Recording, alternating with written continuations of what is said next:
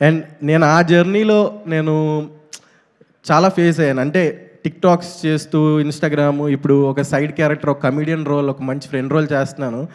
చాలా ఫేస్ అయ్యాను నేను. బట్ నాకు సీరియస్‌లీ సుహాస్ అన్న నేను మచిలీపట్నం వచ్చినప్పుడు నేను మచిలీపట్నంలో కలిసాను. అప్పటికి సుహాస్ అన్న హీరో అవ్వలేదు.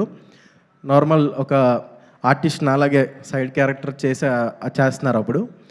నేను అడిగాను ఆయన, "అన్న ఏంటి ఇండస్ట్రీ ఎలా ఉంటదన్నా? ఏమన్నా తగ్గిస్తారా? లేకపోతే ఏమన్నా చేస్తారా?" ఏంటంటే ఒకటే చెప్పాడు సుహాస్ అన్న, "తమ్ముడు కంటెంట్ ఉంటే చాలు. నువ్వు ఇండస్ట్రీలో నిలబడతావు, ఇండస్ట్రీలో ఏళ్తావు" అని చెప్పాడు.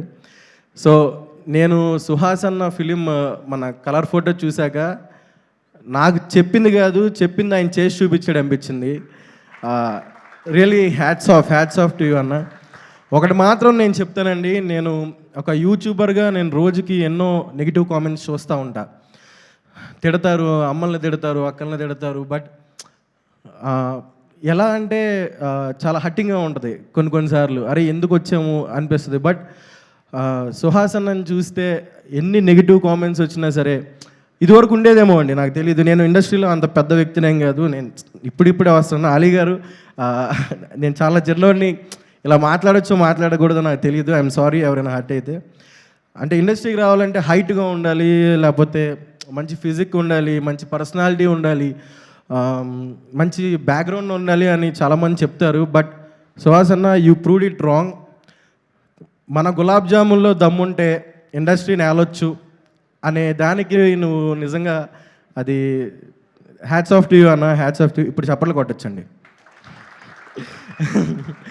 So thank you so much ఈ ఛాన్స్ ఇచ్చినందుకు. అండ్ మా డైరెక్షన్ టీం, మా డైరెక్టర్ గారు, మెయిన్ మా రామన్న, నన్ను నమ్మి ఈ సినిమాలో మంచి ఫుల్ లెంత్ రోల్ ఇచ్చావన్న.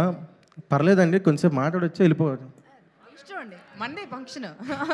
అండ్ సిగ్గేస్తుంది సార్ కొంచెం. Yeah Ramanna, thank you so much Ramanna, నాకు మంచి ఛాన్స్ ఇచ్చావు.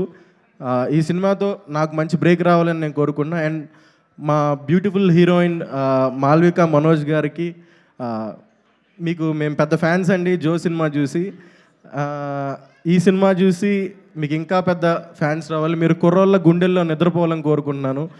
అంటే ఒక నైట్ కాదండి మీరు నిద్రపోవాల్సింది, ఒక 20-30 సంవత్సరాలు పడుకోండి మా కుర్రోళ్ళ గుండెల్లో. అంత మంచి పర్ఫార్మెన్స్ చేశారు.